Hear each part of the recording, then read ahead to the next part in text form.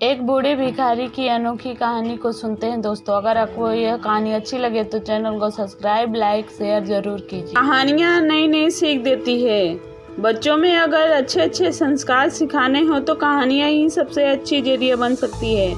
आज की कहानी आपको थोड़ा भावुक कर सकती है, क्योंकि आज आप एक इमोशनल कहानी आपके साथ साझा कर रही हूँ। हाँ, इमोशनल करने के साथ एक बहुमूल्य बोध भी आप इस कहानी से सीख सकते हैं, इसीलिए इसे पूरा पढ़िएगा। हर दिन एक भिखारी दरवाजे के पास आकर भीख मांगता था और घर के मालिक हमेशा घर के बाहर आते ही उस भिखारी को देखकर फिर जाया करता।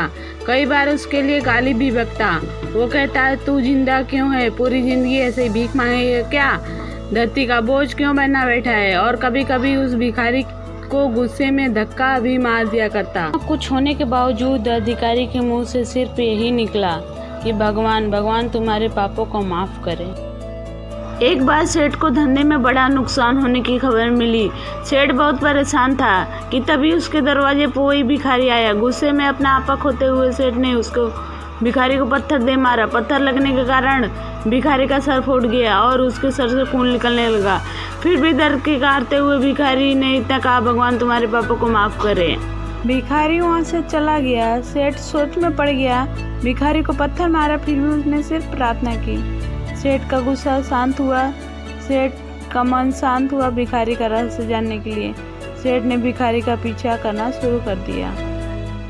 भिखारी जहाँ जहाँ जाता सेठ उसके पीछे जाता। सेठ ने देखा कि कोई उसे खाना देता तो कोई मारता, तो कोई अपमानित करता, तो कोई गाली देता। लोग भिखारी के साथ जैसा व्यवहार करें, लेकिन भिखारी सबके लिए एक ही प्रार्थना करता, भगवान तुम्हारे पापों को माफ करे।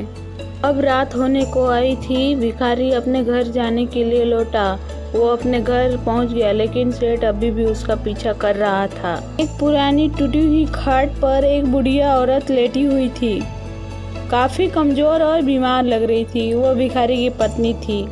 अपने पति को वापस आता देख वह खाट से उठ खड़ी हुई।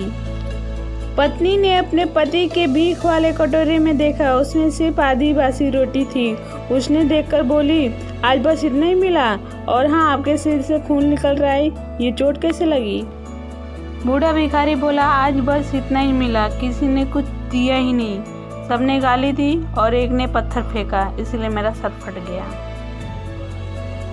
एक गहरी ठंडी सांस लेकर बूढ़ा भिखारी फिर से बोला, यह मेरे ही पापों का फल है। तुम्हें याद है कुछ साल पहले हम भी कितने अमीर थे?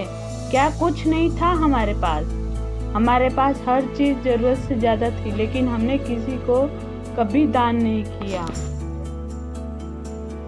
और उससे भी बुरा हमने उस अंधे भिखारी के साथ किया जो हमारे द्वार पर भीख मांगने आया करता था। बुढ़ी पत्नी की आंखों में आंसू आ गए। वो बोली, हाँ, हम उस बेचारे अंधे के साथ बहुत बुरा करते थे, उसका अपमान करते थे, उसके खाने की रोटी की जगह कागज दिया करते, उसका मजाक उड़ाया करते और कभी कभी मारा भी करते। मैंने कभी उसका रास्ता नहीं दिखाया। एक बार मैंने उसके मुंह पर मिट्टी भी फेंकी थी और वो हमेशा दुखी होकर यही कहता, भगवान तुम्हें तुम्हारे किए की सजा देगा, भगवान तुम्हारे पापों की सजा जरूर देगा। उसका श्राप सच हुआ और हम इस दुख भरी जिंदगी में आ गए। भिखारी बोला, हाँ, उसका श्राप सच हुआ, इसीलिए मैं किसी को बद्दुआ नहीं देता। चाहे कोई मेरे साथ कैसा भी बर्ताव करे, मैं हमेशा उसके लिए प्रार्थना करता हूँ। मैं नहीं चाहता कोई भी हमारे जैसे जिंदगी का अनुभव करे, किसी को भी हमारे जैसा दुखों का सामना करना पड़े। वे नहीं जानते कि वह कितना बड़ा पाप कर रहे हैं, इसीलिए अनजाने में हुए पाप की ऐसी सजा किसी को भी मिले, मैं नहीं चाहता। सेठ वहीं पर छुपकर ये सारी बातें सुन रहा था। अब उसे सब कुछ समझ में आ गया था। भिखारी और उसकी पत्नी वह आधी रोटी मिल बांट कर खाए और भगवान को धन्यवाद बोलकर सो गए। अगले दिन बूढ़ा भिखारी फिर से भीख मांगने गया। सेठ के घर के पास जाते ही सेठ ने पहले से गर्म रोटी उसके लिए निकाल कर रखी थी। उसे देते हुए सेठ विनम्रता से बोला, माफ कर दीजिए बाबा, उस दिन मुझसे बहुत बड़ी गलती हो गई। बूढ़ा भिखारी बोला, भगवान तेरा भला करे। इतना कहकर आगे निकल गया। इस कहानी से जो सीखने लायक है वो बड़ी ही सिंपल है कि आदमी चाहे किसी के बारे में बुरा कहे या भला करे, लेकिन भगवान सिर्फ कर्म के हिसाब से उसको फल देता है। क्या हुआ अगर भगवान नहीं दिखता है? लेकिन यह बात बिल्कुल सच है, उसके खाते में सबका हिसाब बहुत बहुत पक्का होता है। इसीलिए जब किसी के लिए कुछ भी करो तो अच्छा ही करो।